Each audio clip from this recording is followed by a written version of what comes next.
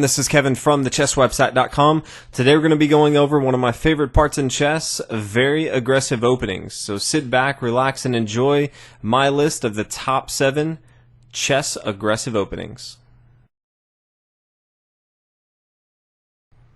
Number 7 on the list, we have the Danish Gambit, one of the more common openings that you'll see. Pawn e4, pawn e5, and white just starts giving up material as fast as possible, starting with pawn to d4. After it takes, the pawn's just going to come up here to c3, allowing his opponent to continue to take that material. Again, his opponent doesn't have to, but the intent would be for his opponent to take. Bishop here to c4, not even worrying if black takes more material. If black does continue to take, bishop here to b2, all of a sudden white is down 2 pawns in material, but as you can see, he has a very aggressive setup. Both of his bishops are both eyeing down on this king side. Black has none of his pieces involved into the game. White has a fairly open lane for his queen to get involved. Both sides of the board in the middle very easily. Can get his knights very easily involved. Castle queen side or king side, depending on if he needs some safety or if he wants to be very aggressive. So Danish Gambit, definitely one of the openings that you'll get a lot of opportunities to play. So definitely makes my list of the best chess aggressive openings. Number 6 on our list is the Cochrane Gambit, definitely one of my favorites. After pawn to e4, pawn e5, knight here to f3, pretty common moves from both sides. If black tries the Petrov defense, which is not the most common, but you do see it every now and then, white's usually going to respond with knight to e5, followed by pawn to d6, kicking this knight back. The knight usually comes back here to f3, and then we see the knight take here on e4, and things continue. But this is kind of boring, and I like aggressive openings, so instead of white moving his knight back, in the Cochrane Gambit, he's actually going to play knight to f7. Now, he's going to be giving up his knight early on. Now, black pretty much needs to take this material, or else he's going to lose his queen or his rook, which seems extremely bad.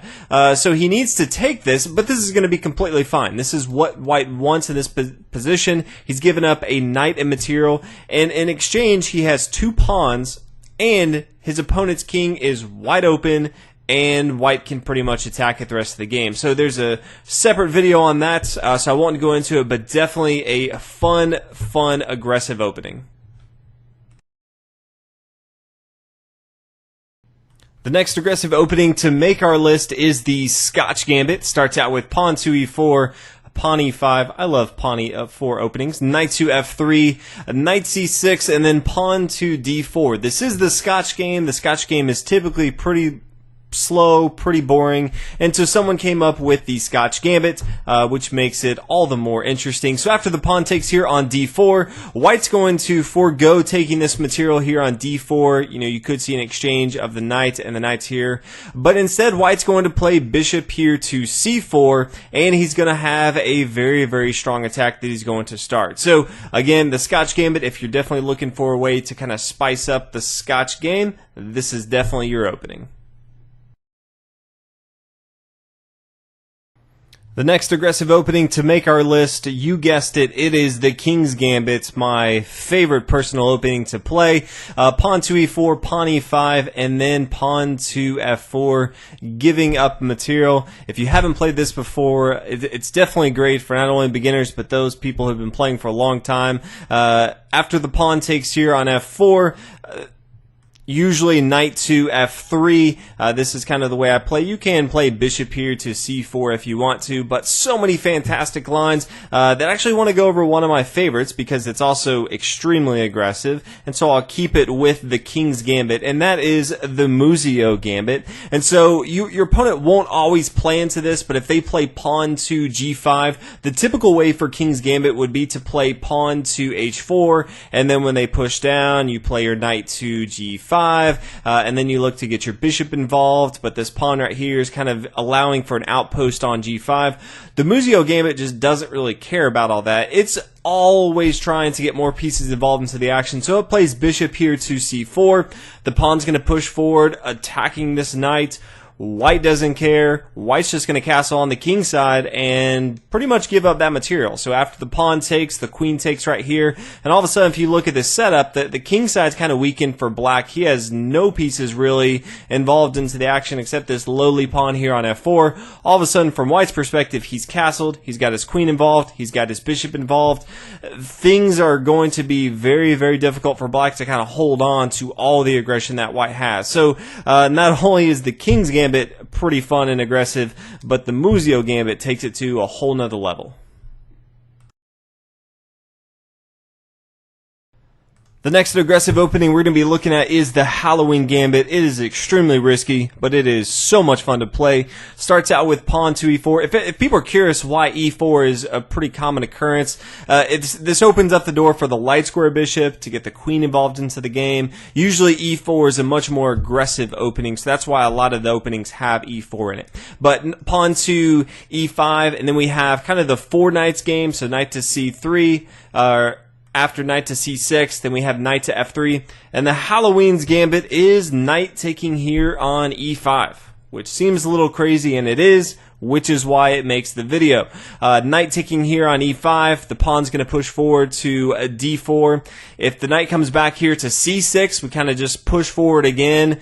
We can kind of force it to come back here, so very aggressive, just continuously pushing, forcing black to really just move his knights across the board. He could try another knight move, but all in all, White's just going to be pushing forward with his pawns, trying to control the center, get his bishop involved. His queen has some support right here. Definitely a fun opening, and although White's down in material, many times if black doesn't play perfectly, White can get that back. So definitely a fun opening, but very risky as well. The next aggressive opening we're going to be looking at is our only opening from black's perspective, and it is the Latvian Gambit.